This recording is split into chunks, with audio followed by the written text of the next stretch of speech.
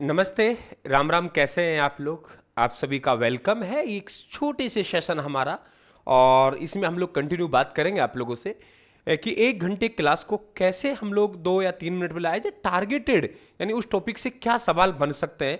जिस तरीके से आरपीएससी और आरएसएस भी न्यू परीक्षा पैटर्न को अपना रही है, चाहे वो आपकी ग्रेड फर्स्ट का एग्जाम हो, सेकंड ग्रेड का एग्जाम हो, एसआई का हो, आरएएस का, या आपका और अन्य एग्जाम हो, यहां आप लोगों को वो सटीक जानकारी आप लोगों को देना हो जो थोड़ी हमसे अलग है, हटके है, ताकि उन क्वेश्चनों को कैसे कवर किया जाए। देखो यहां हमारे कुछ हम लोग प्रजामंडल युगीन गीत कह दीजिए या स्वतंत्रता कालीन गीत कह दीजिए, प्रमुख नारे आवाज की बात कहते हैं, वहां हम लोग बात करेंगे। जय नारायण व्यास, देखो जय नारायण व्यास के अगर आप लोगों से आपने पुस्तकों के नाम तो सुने हैं ना खूब, कि इनकी जो पुस्तकें हैं उनका आपने नाम सुना होगा। जैसे आप कहेंगे पोपाबाई की पोल, है ना, पोपाबाई की पोल खुली तो मारवाड़ की दशा जान गए, पोपाबाई की पोल खुली तो मारवाड़ की दशा जान गए, मारवाड़ की दशा जान गए, मारवाड़ की दशा, ये आपने पढ़ा है। इसके बाद इनका एक राजस्थानी भाषा का समाचार पत्र, पहला समाचार पत्र अग्नि समाचार पत्र आपने पढ़ा है। और एक अखंड भारत जो कि बंबई से निकलता था, वो अखंड भारत बंबई से प्रकाशित होता था, वो भी इनका समाचार पत्र है ना, ये ध्यान रखना आप लोग। यहां इन्होंने नाजीवाद, एक शब्द लिख रहा हूं मैं, नाजीवाद। नाजीवाद का मतलब क्या है? इन्होंने कहा कि जोधपुर सरकार नाजीवाद जैसा दमन कर रही है। इन्होंने एक शब्द इस्तेमाल किया, नाजीवाद। सरकार ने पूछा आखिरकार नाजीवाद क्या है, तो एक बहुत अच्छा सवाल बनेगा। नागरिक स्वतंत्रता का दमन करना ही नाजीवाद है। क्या कहा? नागरिक स्वतंत्रता, नागरिक स्वतंत्रता का दमन करना ही नाजीवाद है। नागरिक स्वतंत्रता का दमन करना ही नाजीवाद है। दमन करना ही नाजीवाद है, यह अच्छा सवाल बनेगा। दमन करना ही नाजीवाद है, नागरिक स्वतंत्रता का दमन करना ही नाजीवाद है। इस बात को आप लोग ध्यान रखेंगे। जी जय नारायण व्यास का कथन है। जय नारायण व्यास के 3 प्रजामंडल युगीन गीत, नंबर 1 सुण, नंबर 2 डंकेरी चोट और नंबर 3 ऐसो दीजो राज। तो हम लोग कह रहे हैं सुण डंकेरी चोट ऐसो दीजो राज। सुनिए, सुण डंकेरी चोट ऐसो दीजो राज, ये 3 प्रजामंडल युगीन गीत है, लेकिन बोलने में ऐसा लग रहा है आपको एक ही है। तो मैं कह रहा हूं सुण डंकेरी चोट ऐसो दीजो राज, सुण डंकेरी चोट ऐसो दीजो राज। ये लिखने का मेरा तरीका है, 3 अलग अलग गीत है। हीरालाल शास्त्री का प्रलय प्रतीक्षा नमो नमे, हम सब जानते हैं इनका प्रजामंडल युगीन गीत है इनका। और प्रत्यक्ष जीवन शास्त्र इनकी आत्मकथा है। प्रत्यक्ष जीवन शास्त्र, ये प्रत्यक्ष जीवन शास्त्र इनकी एक पुस्तक है, जबकि प्रलय प्रतीक्षा नमो नमे इनका गीत है। ऑप्शन में चाहे ये आए, कोई फर्क पड़ने वाला नहीं है, लेकिन कभी आपसे पूछा जाए कि इनका प्रजामंडल युगीन गीत कौन सा है, वेरी इंपॉर्टेंट, प्रजामंडल युगीन गीत कौन सा है, तो इनका प्रजामंडल युगीन गीत है सपनो आयो। और आपको मालूम है कि ये भारत छोड़ो आंदोलन के समय जयपुर जो प्रजामंडल है बेटा, जयपुर प्रजामंडल के ये अध्यक्ष थे। कई बार पूछा गया है जयपुर प्रजामंडल। फिर इनके द्वारा सितंबर 1942 को एक समझौता किया गया, जिसे हम लोग जेंटलमैन्स एग्रीमेंट समझौता कहते हैं। क्या कहते हैं? जेंटलमैन्स एग्रीमेंट समझौता। तो जेंटलमैन्स एग्रीमेंट जो समझौता कहते हैं, वो जेंटलमैन्स एग्रीमेंट समझौता इनके द्वारा किया गया था।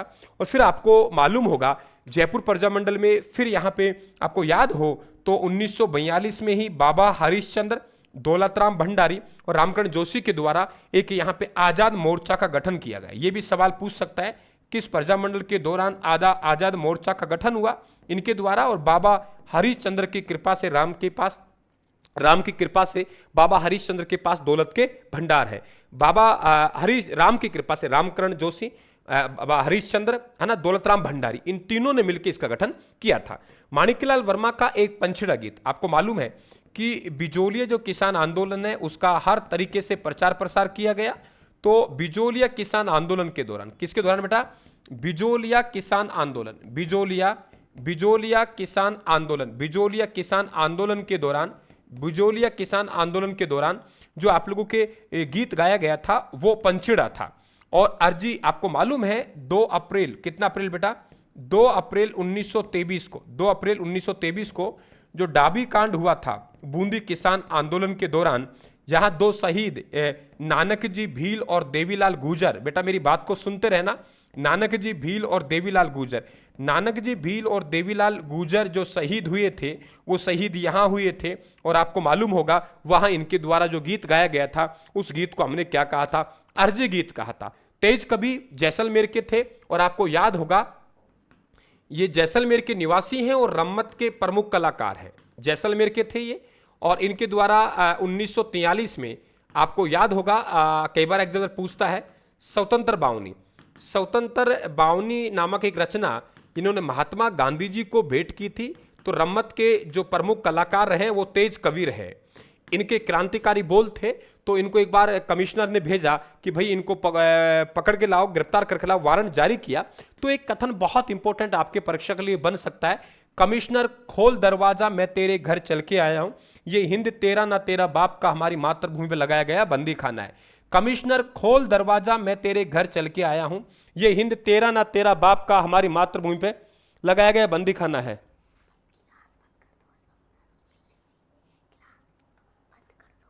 क्यों? चलो कमिश्नर खोल, क्यों?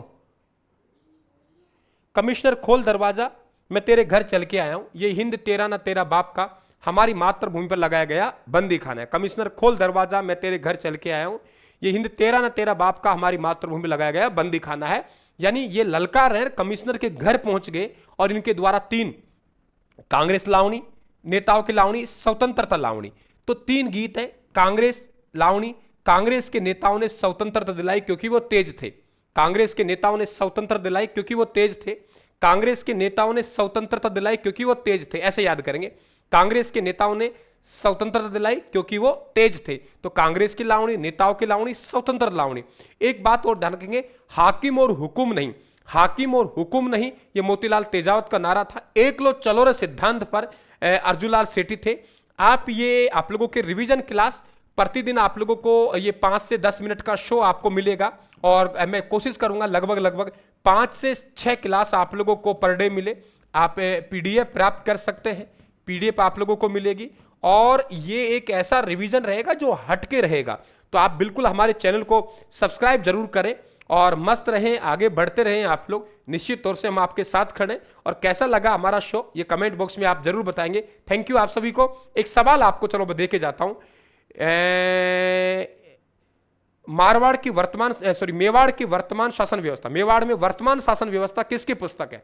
मेवाड़ में वर्तमान शासन व्यवस्था किसकी पुस्तक है? और रोम नोट का संबंध किस राजा से रहा है? अगली क्लास में बात करूंगा रोम नोट का संबंध किस राजा से रहा है।